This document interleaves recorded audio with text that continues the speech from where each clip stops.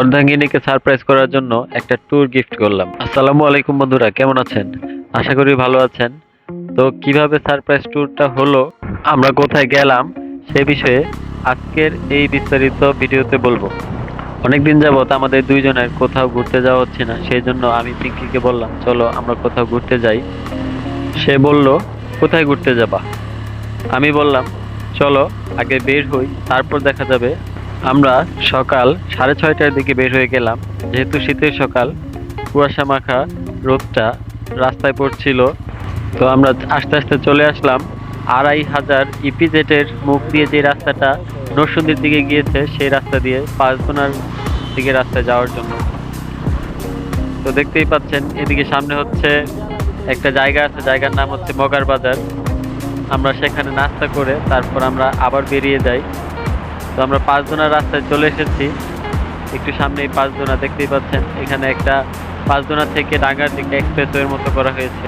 আমরা কোথায় যাচ্ছি এখনো সে জানে না, তাই সে বারবার কৌতূহল নিয়ে জিজ্ঞেস করছিল আমরা কোথায় যাচ্ছি। আমি বললাম চলো যেতে থাকি, তারপর দেখা যাবে আমরা কোথায় যাই।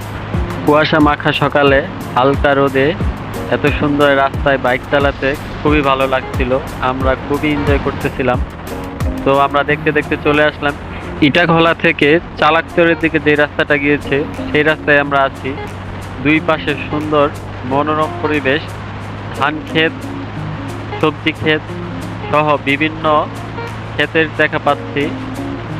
আর দূরে দূরে দেখা যাচ্ছে অল্প কিছু বাড়ি। রাস্তাটা যেহেতু সুন্দর, আমি একটু স্পিডেই বাইকটা চালাচ্ছিলাম। শীতের সকালে হিম হিম বাতাসে হালকা রোদে যখন আপনি এমন একটা দৃশ্য দেখবেন যেখানে দুই পাশে অনেক দূর জুড়ে ধান ক্ষেত, ধানগুলো পেকে যাচ্ছে, তখন দেখে মনটা কেমন লাগবে আপনিই বলুন। নিশ্চয়ই ভালো লাগবে। তো এমন দৃশ্য দেখতে দেখতে আর আমরা গল্প করতে করতে এগিয়ে যাচ্ছি।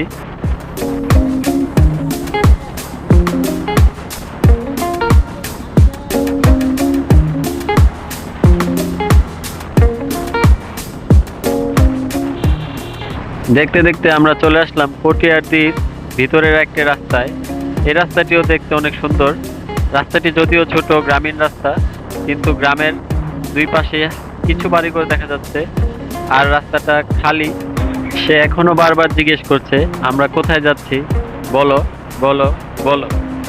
আমি বললাম যেতে থাকি যেতে থাকি যেতে থাকি, তারপর দেখা যাবে আমরা কোথায় গিয়ে পৌঁছাই। কটিয়াদি, কিশোরগঞ্জ সদর, করিমগঞ্জ, বালিখলা পার হয়ে আমরা চলে আসলাম মিঠাইমন হাওরে। এখানে মানুষ পর্যটনে আসে বর্ষার মৌসুমে, আমরা এসেছি শীতের মৌসুমে। তো আমরা এখন আর পানি দেখতে পাবো না, আমরা দেখতে পাবো দুই পাশে মানুষ ধান ক্ষেত লাগাচ্ছে, ক্ষেতে পানি দিচ্ছে, আর অল ওয়েদার রাস্তাটি শুকনো।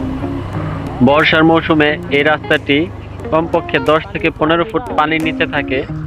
তো আমরা একটি শাখা রাস্তায় ঢুকে যাচ্ছি, কারণ সামনে দেখতে পাচ্ছি একটি সেচ পাম্প চলছে, সেখানে আমরা গিয়ে একটু পানি নিয়ে হাত মুখ ধুবো। পিঙ্কি এমন গ্রামীণ পরিবেশ দেখে সে খুবই উচ্ছ্বাসিত হয়েছে, সে খুবই আনন্দিত।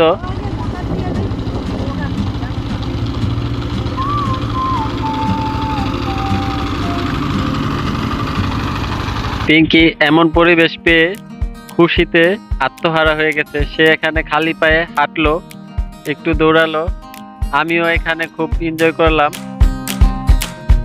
সেখানে সময় কাটানোর পর আমরা আবার চলে যাচ্ছি। যাওয়ার সময় দেখতে পেলাম অনেকগুলো হাঁস। সামনে একটি ব্রিজ আছে, সেই ব্রিজটির নাম হচ্ছে হাসানপুর ব্রিজ।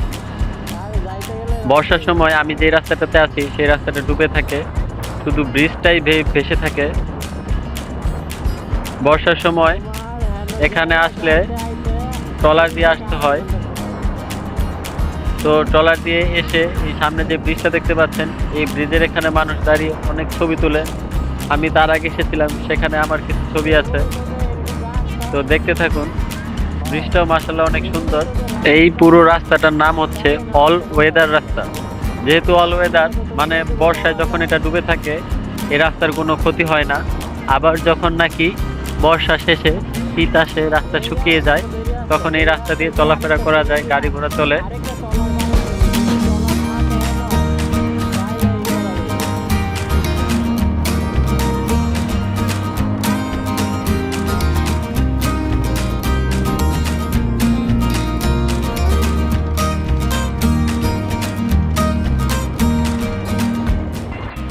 রাস্তায় চলতে চলতে একটি গাছ পেলাম, সেই গাছটি অনেক বড়। গাছের নিচে আমরা ছায়ায় দাঁড়ালাম, যেহেতু এতক্ষণ রাস্তায় কোনো গাছ পাওয়া যায়নি, আমরা কোথাও দাঁড়াতে পারিনি। এই গাছের নিচে দাঁড়িয়ে আমরা পুরো দৃশ্যটা উপভোগ করলাম। এই যে সেই গাছটি।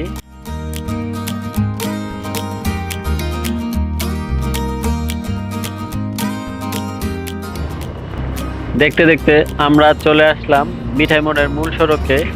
দুই পাশে এই দৃশ্য দেখতে পাচ্ছেন, শুধু ধান ক্ষেত আর ধান ক্ষেত। চোখের দৃষ্টির সীমানা যতটুকু যায় ততটুকুই দেখা যাচ্ছে ধান ক্ষেত।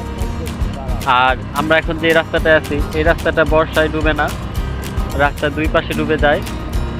গিনেস ওয়ার্ল্ড রেকর্ড করার জন্য এই রাস্তায় এত লম্বা আলপনা করা হয়েছে, সেটা আরো 2 বছর আগে করা হয়েছিল। এখনো যেহেতু রাস্তাটার রং ওঠেনি, সেই আলপনাগুলো দিয়ে আমরা যাচ্ছি। দেখতে অবশ্য ভালোই লাগছে, মনটা জুড়িয়ে যাচ্ছে। এখন যেহেতু দুপুর হয়ে গেছে, বাতাসটা হালকা গরম হয়েছে। এই হালকা গরমের মধ্যে বাইকটা চালাতে ভালো লাগছে, উষ্ণ উষ্ণ লাগছে।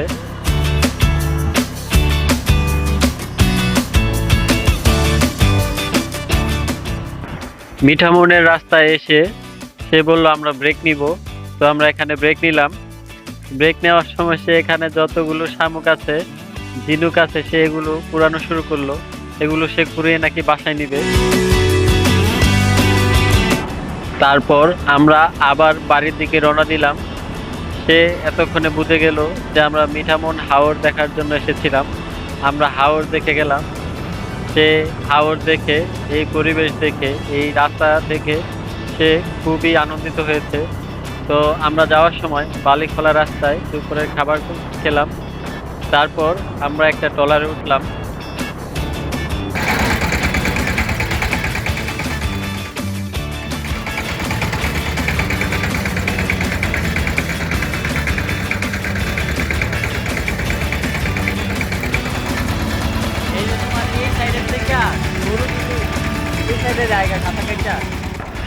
ট্রলার দিয়ে আমরা অনেকক্ষণ ঘোরাঘুরি করলাম। ঘোরাঘুরি করতে করতে এই আশেপাশের প্রাকৃতিক, গ্রামীণ এবং নদীর দৃশ্যগুলো দেখলাম।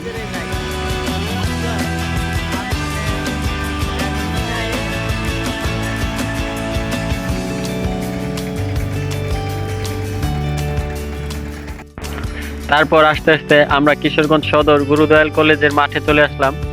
গুরুদয়াল কলেজের মুক্তমঞ্চ ঘুরে আমরা আবার বাড়ির উদ্দেশ্যে রওনা দিলাম। ভিডিওটা কেমন হয়েছে জানাবেন।